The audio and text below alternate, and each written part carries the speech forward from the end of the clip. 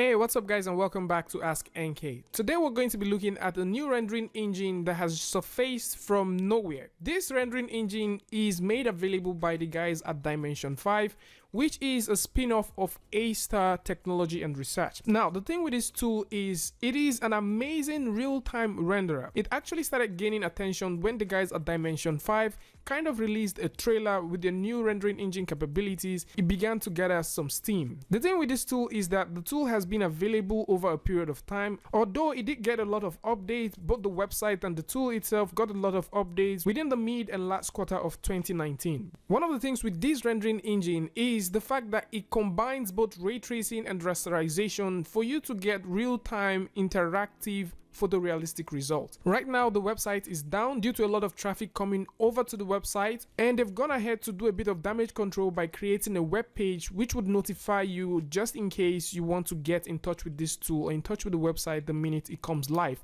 And you can actually see that this is more like a rush thing that was done.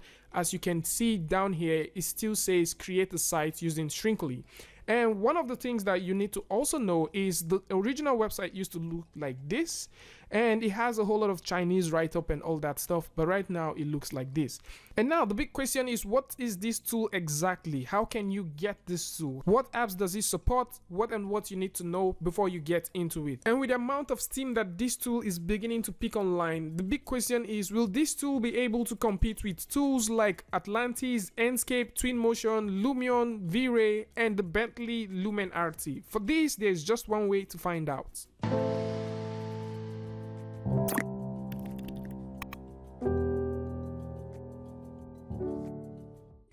Alright guys, let's talk about Dimension 5 renderer. One of the main things that you need to know before you actually think about installing this tool is you definitely need Windows. So this tool is Windows only, and it's not just Windows only. You need to be running Windows 10 version 1809 and higher. If you don't have this tool will install but it's not going to run. For you to actually update Windows and not get issues with this, you need to download the Media Creator tool, and this is one of the most painless ways of upgrading Windows. And with that done, the next thing which you need to also know is you need to have a GPU that is minimum requirement, a 1060 6 gig. You can have an overclocked or not, and you can actually have anything higher than that. So from 1060 GTX 6 gig and up, of course you can work with those. And if you have an RTX, that is going to definitely come in handy. For system memory, you need something that has to do with 16 gig and above. It doesn't matter if it's a DDR4 or DDR5, you just need a 16 gig to get it up and running. And your display driver just needs to be game ready, and that's all about it for you.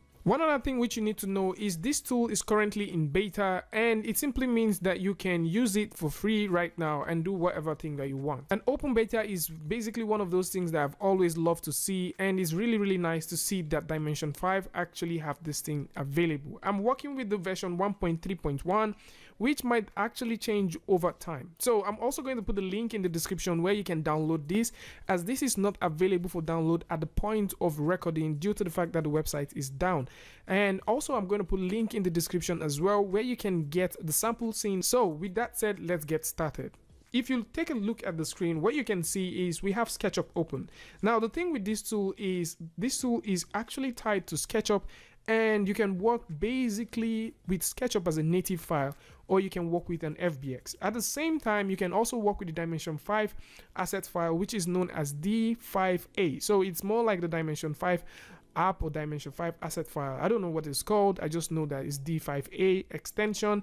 And by just merely looking at the screen, you also see that we have a lot of Chinese writings here, and this company is actually situated in Singapore. Let's take a look at what we have here. So what we have directly in our scene here in SketchUp is just something very simple, just to illustrate the idea. Of course, I'm going to talk about one or two things. At the same time, keep an eye open for a couple of tutorials that will be coming that has to do with both material, the way you should think about texturing, lighting, how you should prepare your model in SketchUp, what you need to do with your FBX file just in case you want to work with it. Just a little bit of hacks there.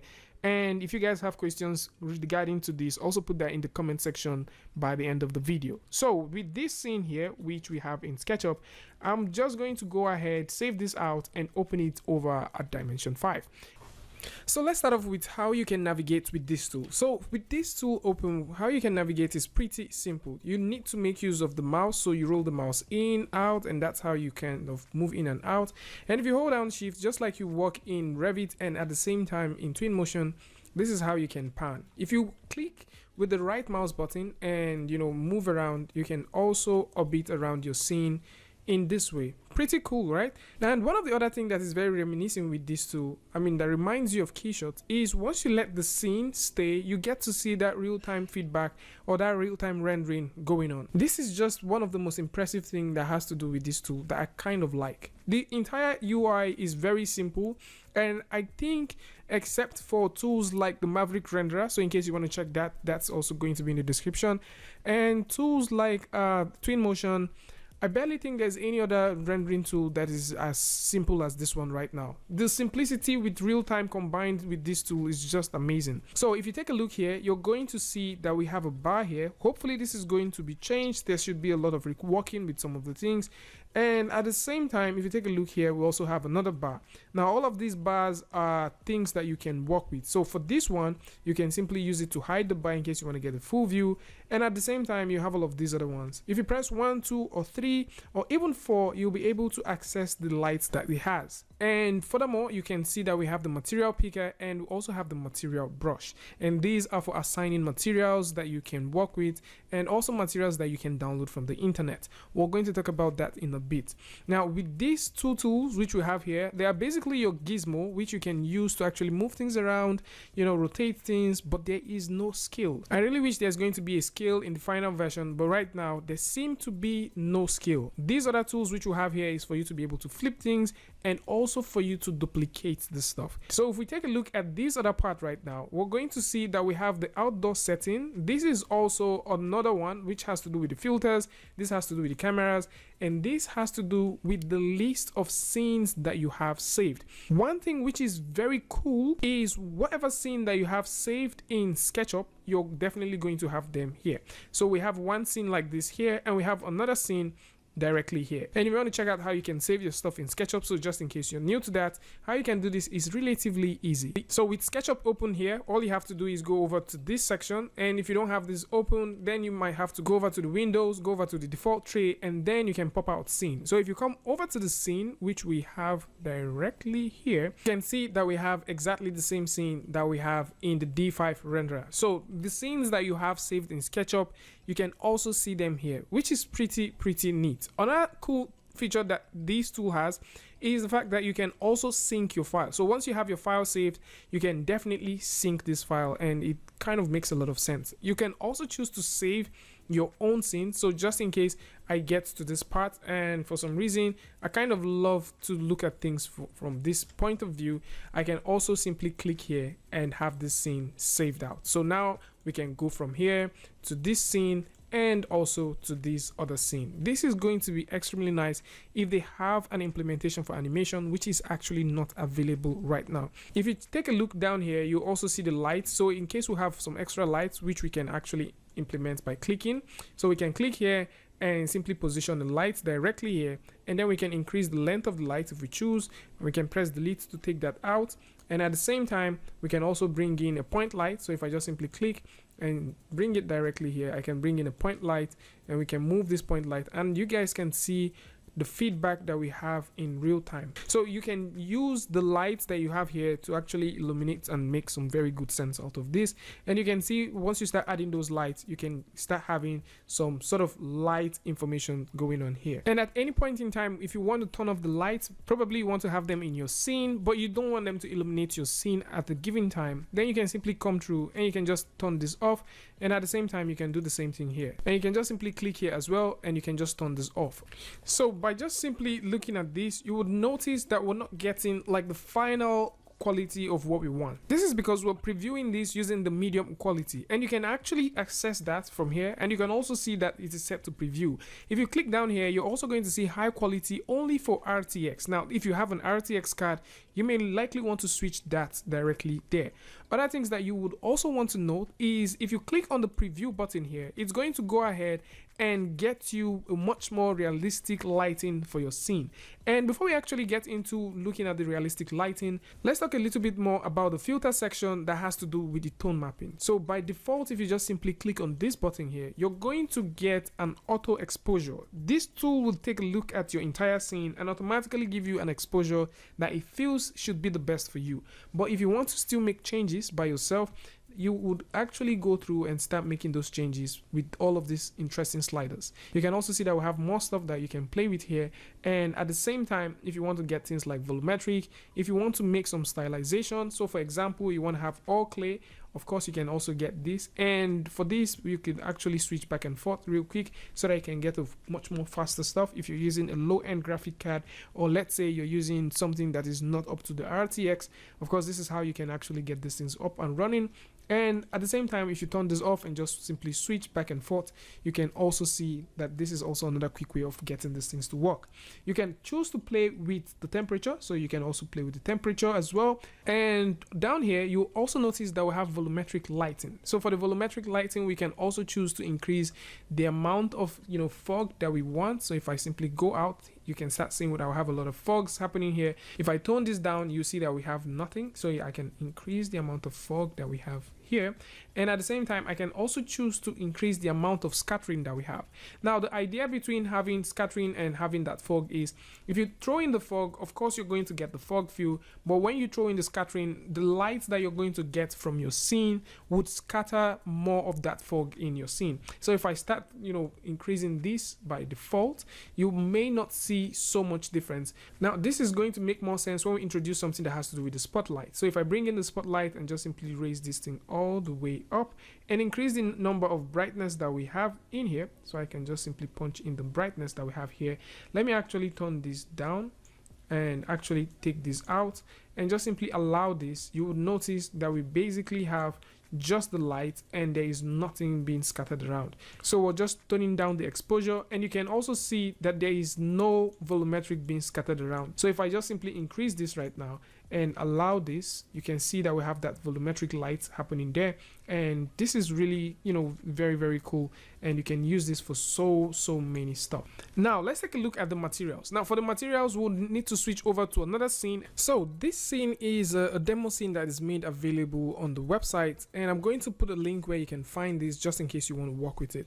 So with this scene, we're going to take a look at the material and how you can work with the material. So for this one, I'm going to select the eyedropper tool, which is here. Select this object as it is, and you're going to get this dialog box. Now, within the dialog box, you're going to find out that we have a couple of material templates, and actually I think these are shaders, but they do have material properties as well. So I'm going to click directly here, and you can select any of them as you want. So from these ones, you can go through and play with the normals, specularity, roughness. You could also choose to work with colors if colors are basically what you want to get.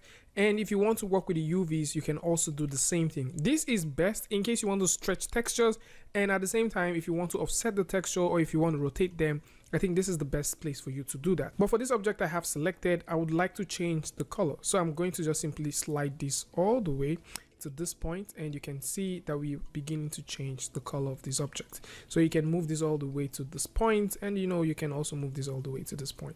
So with this, you can change the color of the object, and you can work with these things however you want. Now, still speaking about the colors, you can also choose to apply materials. The materials that works with the D5 renderer is actually here. So if you come over to this section, which is called assets, you will be able to find the materials that we have here. So with these materials, you can simply come over here and click on the object which you want to paste it on, and you can go through and paste it that way.